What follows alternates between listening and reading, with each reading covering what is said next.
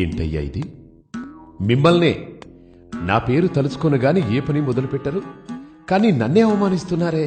అందరూ కలిసి చేసుకునే పండుగని చివరకు తిట్టుకునే దండగలా చేశారే.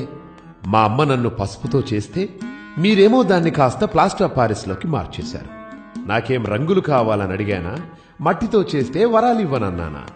వేదాలలో నన్ను బ్రొటనవేలంత చేస్తే చాలని చెబితే మీరేమో మీ చిత్తం వచ్చినట్టు నా ఎత్తు పెంచేస్తున్నారు.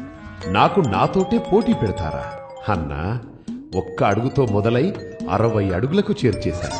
ఒకరిని చూసి ఒకరలా నా ఎత్తు పెంచేస్తుంటే దాన్ని భక్తనుకోవాలా లేక వేలం వెర్రనుకోవాలా? ఎత్తు ఎంతన్నది కాదయ్యా, భక్తి ఎంతన్నది ముఖ్యం. పోనీ సంవత్సరానికోసారైనా మీరు పిలిచారు కదా అని నేనొస్తే ఒక వేద పారాయణం లేదు, ఒక మంచి సంగీతం లేదు, వెకిలి పాటలు, వెర్రి డాన్సులు. అది నా పెద్ద చెవులే హోరెత్తిపోయేలా.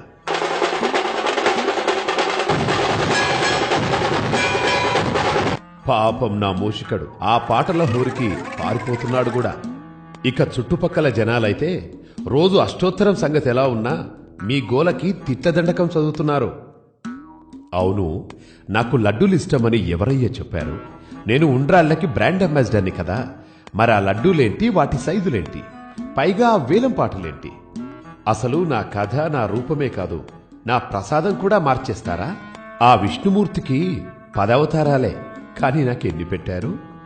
నాతో క్రికెట్ ఆడించారు, గ్లోబుల మీద ఎక్కించారు, మోటార్ సైకిల్ తొక్కించారు, నా ట్రేడ్ మార్క్ అయిన బుజ్జి బొజ్జరు తీసి 6 ప్యాక్స్ పెట్టారు, టోపీలు పెట్టారు, తలపాగ జుట్టారు, సినిమా హీరోలా తయారు చేశారు. ఆ పరమశివుడు ఒక్కసారి రూపం మారిస్తే మీరు ప్రతి ఏడు నా రూపం మారుస్తున్నారు.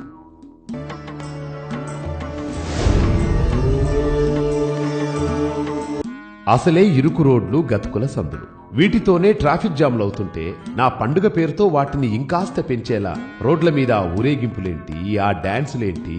జనాలు ఇళ్లకి చేరలేక నన్ను తిట్టుకుంటున్నారయ్యా. నిన్నటికి నిన్న సిటీ మొత్తం చెట్లకు చెట్లే కొట్టేస్తున్నారు. ఏంటయ్యా అంటే నిమజ్జనం రోజు అడ్డొస్తాయి అంటున్నారు.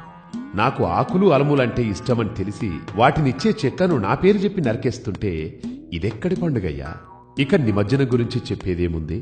నిమజ్జనం రోజు భక్తి ముసుగులో మీరు చేసే పనులు అంతా ఇంతా కాదు. నా విగ్రహం వెనకాల క్వార్టర్ బాటిళ్ల కేసులు, గుడంబా క్యాన్లు, నా విగ్రహం ముందు తాగి తూలుతూ వికృత విన్యాసాలు, హోరెత్తే డ్రమ్ములు, మైకుల రణగొన ధ్వనులు, తాగి మైమరిచి మీరు వేసే కేకలకి మీ నోటి నుండి వచ్చే గుడుంబా తుంపర్లు పన్నీరుగా నా మీద చిలకరిస్తూ నన్ను ఊరేగిస్తున్నారు. మీ దగ్గర వచ్చే గుడంబా వాసన కంటే ఆ హుసేన్ సాగర్ నీటి కంపే ఎన్నో రెట్ల మేలనిపిస్తుంది. నాకొద్దు బాబు ఈ నిమజ్జనం. నేను బారిపోతున్నా.